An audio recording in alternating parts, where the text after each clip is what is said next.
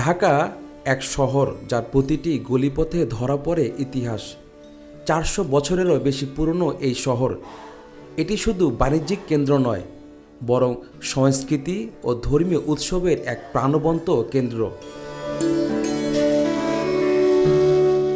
মুঘল আমলে ঢাকার ঈদ উদযাপন ছিল অন্যরকম। শহরের রাস্তায় চোখ ধাঁধানো ঈদ মিছিল বের হতো। সম্রাট এবং নায়েব নাজিমরা মিছিল করে রাজধানীর ঈদগাহে নামাজ আদায় করতেন, আর মিছিলের মাধ্যমে প্রকাশ পেত তাদের জৌলুস সৌন্দর্য। সেই মিছিল নিমতলী প্রাসাদ থেকে শুরু হয়ে হুসনি দালান, বেগমবাজার ও চকবাজার ঘুরে আবার প্রাসাদে শেষ হতো। বের হইতো ওই আপনার গিয়া চক থেকে আসতো, এই দিকে এসে এই দিক দিয়ে চলে যেত। ঈদ উদযাপন আর কি, ঘোড়ার গাড়ি র্যালি। এখন তার এটা হয় না বলতে আগের মতো মানুষের এনার্জি এখন নাই। এখনকার যে ছেলে পেলেরা আছে এখন ওরা ওইগুলি নিয়ে থাকে না। আগে মোগল আমলে যে একটা ঈদের যে খুশি, তখন তাদের ভিতরে একটা তাৎপর্য ছিল, একটা সংগঠন ছিল, তাদের মনের ভূতিটা খুব ফ্রেশ ছিল, যার কারণে ঈদ উদযাপন সবার ঐক্যভাবে সবাইকে নিয়ে ওরা ঈদ উদযাপনটা করতো। নবাব বাড়ির এখান থেকে নিয়ে লালবাগ সাই মসজিদ এখান থেকে নিয়ে পুরা ঈদটা চক্করটা মারতো ওরা, অনেক খুশিভাবে করতো ওরা। আগেকার দিন আর এখনকার দিন অনেক পরিবর্তন হয়ে গেছে।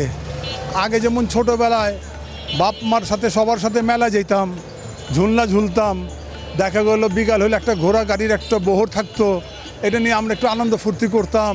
কিন্তু কিন্তু এখনকার যুগে এগুলো সব উঠে গেছে গা। 1610 সালের পর মোগলরা আগ্রার জাঁকজমকপূর্ণ ঈদ উদযাপনের রীতি ঢাকায় ছড়িয়ে দেন। তখন ঈদ চলত 2-3 দিন, যেখানে থাকতো নাচ, গান এবং আতশবাজি। সন্ধ্যায় মোমবাতির আলোয় আলোকিত হতো শহর, আর শেষ রাতে বড় কামান দাগা হতো।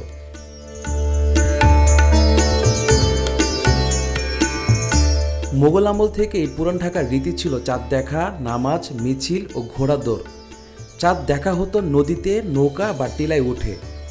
বন্দুকের গুলি ও তোপধ্বনি দিয়ে চাঁদ ওঠার খবর ঘোষণা করা হতো। ঢাকার প্রাচীন ঈদগাহগুলোর মধ্যে ধানমন্ডির শাহী ঈদগাহ 1640 সালে নির্মিত হয়। সম্রাট শাহজাহানের ছেলে শাহ সুজার প্রধান অমাত্য মীর কাসেম এই ঈদগাহে সুবা বাংলার সুবাদার ও নায়েব নাজিমদের সঙ্গে ঈদের প্রধান জামাতে অংশ নিতেন। তাছাড়া মোগল আমলের রান্নার প্রভাব এখনও দেখা যায়। দুধে ভিজানো খুরমা, দুধ সেমাই, জর্দা, মোরগ পোলাও সব কিছুতেই মোগল রসুন, ঘি, জাফরান ও পেস্তা বাদামের ব্যবহার প্রতিফলিত। পুরান ঢাকার বাসিন্দারা এখনও ঈদের সকালে এই ঐতিহ্য পালন করেন।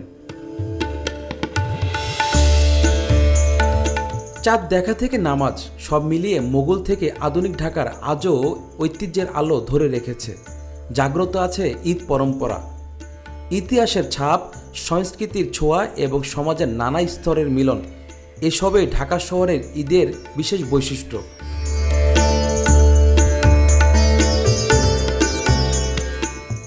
Saadat Hossain Imran, channel S, Dhaka.